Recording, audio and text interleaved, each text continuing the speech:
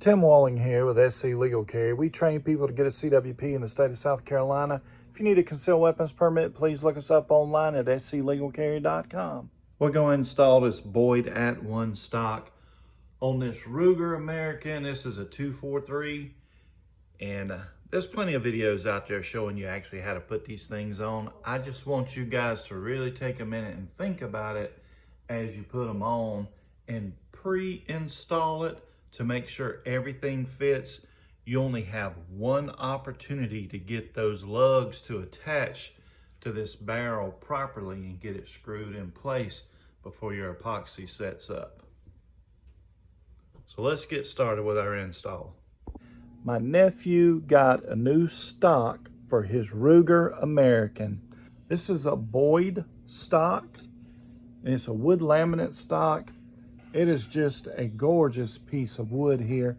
It's got a cheek rest that's adjustable, a butt stock that's adjustable, and it's an at-one Boyd stock. Just apologize for the room here. I'm in the spare room. I wanted to do it real quick for him. I got another project going on where I usually work, so I grabbed this rifle base and I just came in here so I could get it put together for him so he could go use it. There are two screws, one here, one here. You pull the screws out and your barrel and your action, it comes right off the firearm.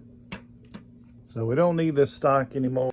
So before you install one of these, you want to make sure these lugs that come with it right here, that these lugs fit in here properly. Now the lugs seem to fit pretty good. You're going to epoxy these in, and then you're going to run your screw up through the bottom and secure it. You only get one chance to do that.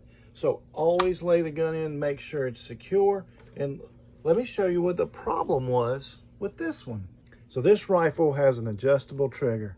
You see the screw right here that's sticking out? You screw that in and you increase your trigger pull to 5 pounds. You screw it out to the position we've got it, and you can bring the trigger pull down to 3 pounds. We want it to stay at 3 pounds, but when I put this in, that small screw sticking out, there's not enough space in here for it. Okay, this is where your trigger group goes in, and it was hitting right here on the top. So I made a mark in there. I don't know if you guys can see that or not. It's gray. I've got a little gray Sharpie. I made a mark in there. So I've got to take my Dremel and I've got to cut a small groove in the front here so that'll fit. And I put the magazine in the gun, and there were some stickers in here. They were in the way, but it's too tight right here across the bottom. So I'm gonna just sand this off just a little bit so the magazine pops in and out a little bit easier. And I am gonna Dremel out the very front just a little bit so that it fits. If you had tried to put this on the gun, it couldn't slide far enough forwards here.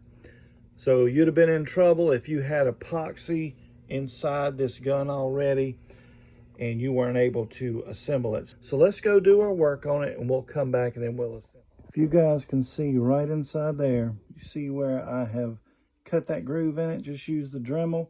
I just needed it at the bottom where it's gonna sit. I didn't have to come all the way to the top with it because it'll slip into position. And I did a little sanding right inside here to add a little room so the magazine would drop in and out. So let's check the fit real quick. We got the gun put together. Now this is not permanent. See how tight the gap is here? It was not tight like that before. This lug here, it goes in here, fits right up inside here. I'll show it to you in a second. It had to slide this way just a little bit, so I had to go in and open it up inside. It was the front lug right here. It had to slide this way just a little bit.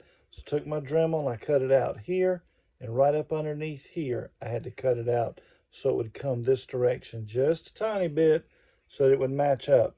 So make sure you do this cutting and this work that you have to do ahead of time. There's where I cut out for the screw to adjust the trigger in the back. So a little bit more goes into just dropping this thing in, putting it in place. But just remember, when you mix up that JB weld and you put it on these lugs and screw it in place, you've got a limited amount of time to work with it.